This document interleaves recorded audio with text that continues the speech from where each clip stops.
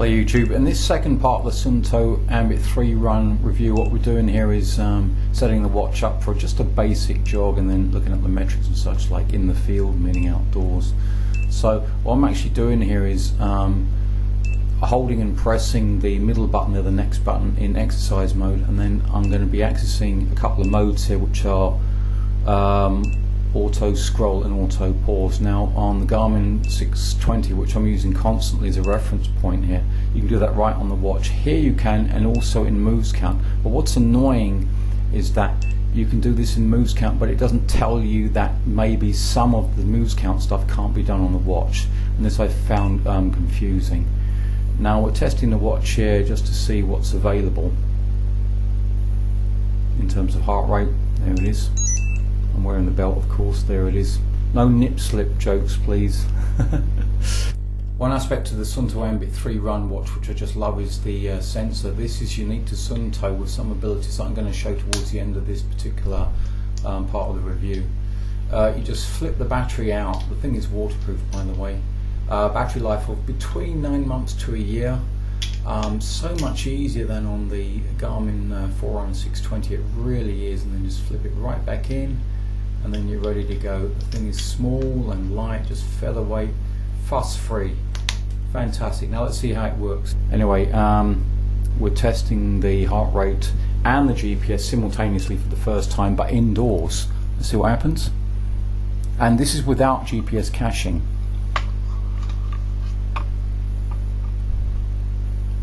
There you go. There you go. Not bad, eh? Not only that, the GPS works even indoors. I've been shaking the watch and walking around. It says 1.4 miles an hour. So that's pretty fabulous as far as I'm concerned, as far as sensitivity is concerned. So we've set up the watch, and now it's time to actually go out for a workout. Let's set up the GPS there in the magnificent environment of the cathedral, where you know, I have a direct view of the sky. Now the Garmin 620 is set up with GPS caching, but the Suunto is not.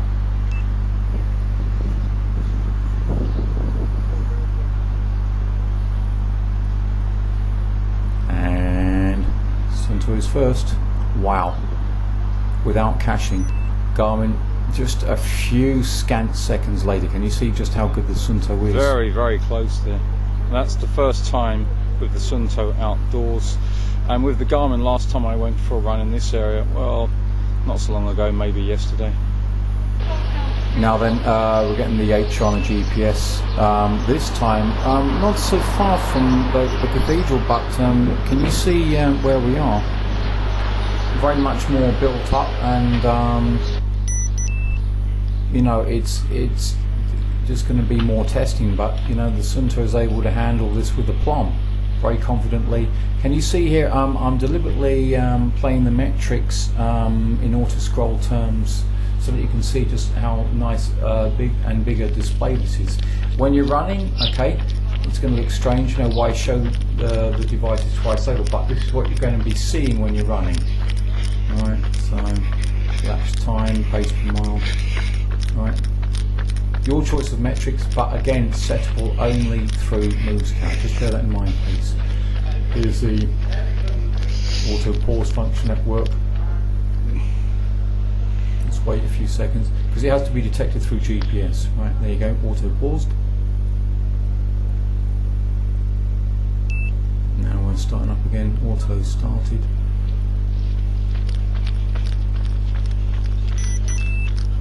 You do have to wait a few seconds. Is that going to be of use to you? Only you can tell.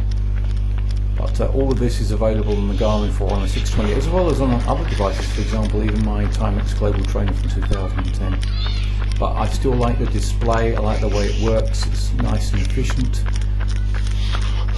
Here's the end of the workout, and the end of any workout. You stop it, gives you the option. Now here are your metrics once you stop the thing. You have to press a button each time. You see how fiddly this can be. With the Garmin, I have a training diary approach, the 620, and it's touch controlled. Now that is the watch display because I've decided I want to display my activity there. Right? Other people are maybe not going to like this. with fuse speed. This is a merging, as it were, of the data from both the GPS and the built-in accelerometer. The accelerometer measures cadence, and what we're doing now is actually walking inside the mall where it goes to 0. So the GPS obviously no longer in operation, but then the accelerometer fires up, and then the metrics are a bit skewed, 30 minutes a mile, 25, 20, and then I normally walk at 17 to 18 minute a mile pace, and then whoosh, windows, and it's giving me that as well as cadence. So that's working well.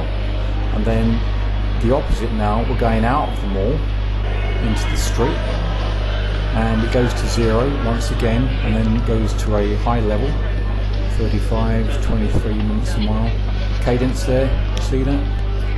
You can see from the online map of this little walk that the straight lines illustrate there's no GPS tracking, but there is pace per mile tracking. So what the software is doing is kind of sewing together the two ends of the mapping when you do your workout. Now with routing, closely linked to that, you can add points on Movescount and then create your own route, as is seen here in this very, very simple workout that I'm doing with the Suunto late at night. Well, all I'm basically doing is going up the road and turning right, for God's sake. I'm just turning east, and it's like a half-mile stroll, and I'm just testing what the compass is doing. The compass is very, very accurate, by the way.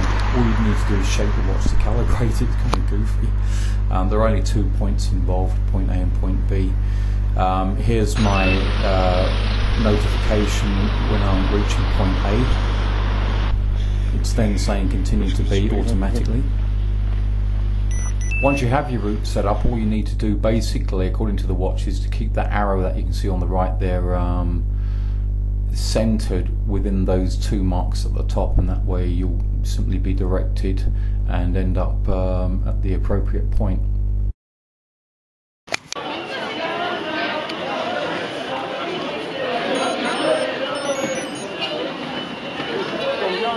There we go.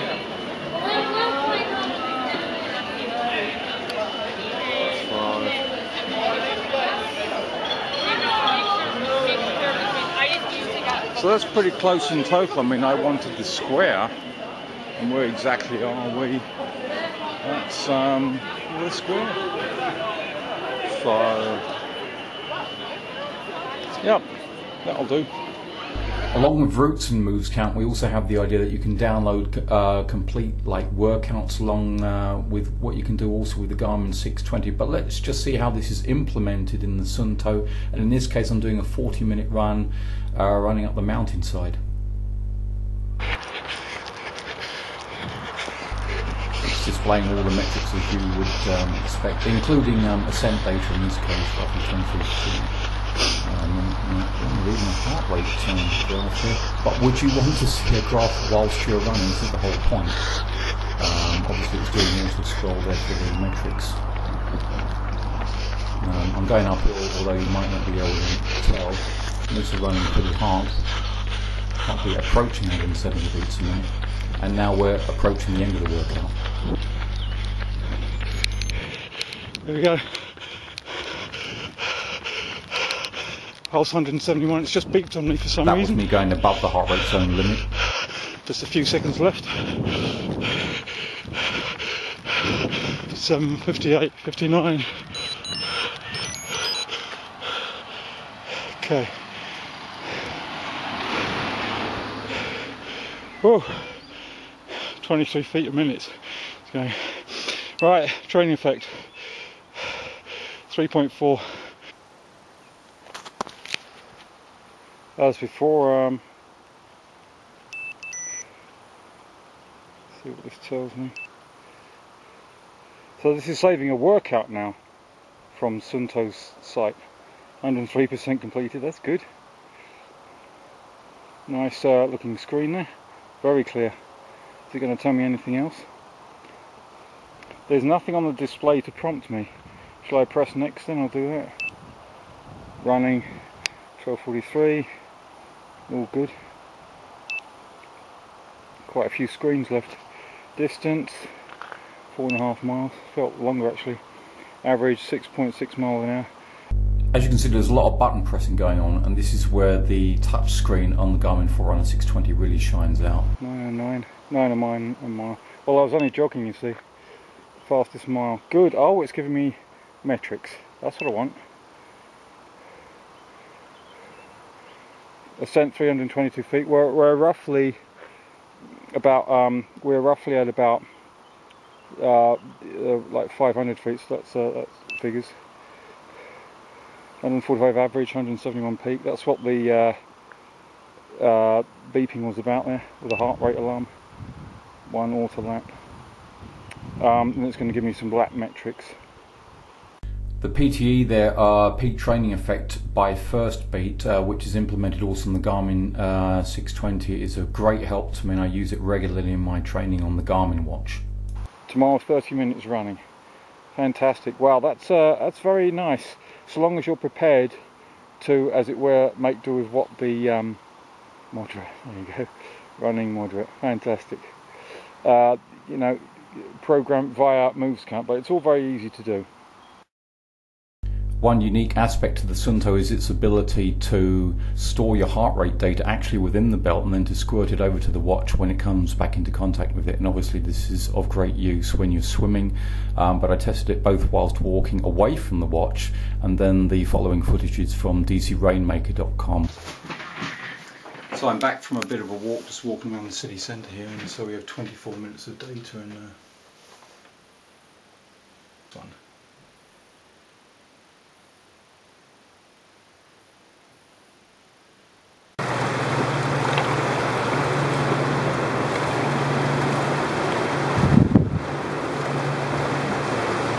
Obviously, once you've done your workout, you want to see everything online, and so this is Movescount Suunto's platform for the device, and it's good. I like it. It shows the training effect, recovery time. These are of use to me, and it summarises everything, so you can even, you know, kind of communicate your workouts to other people online.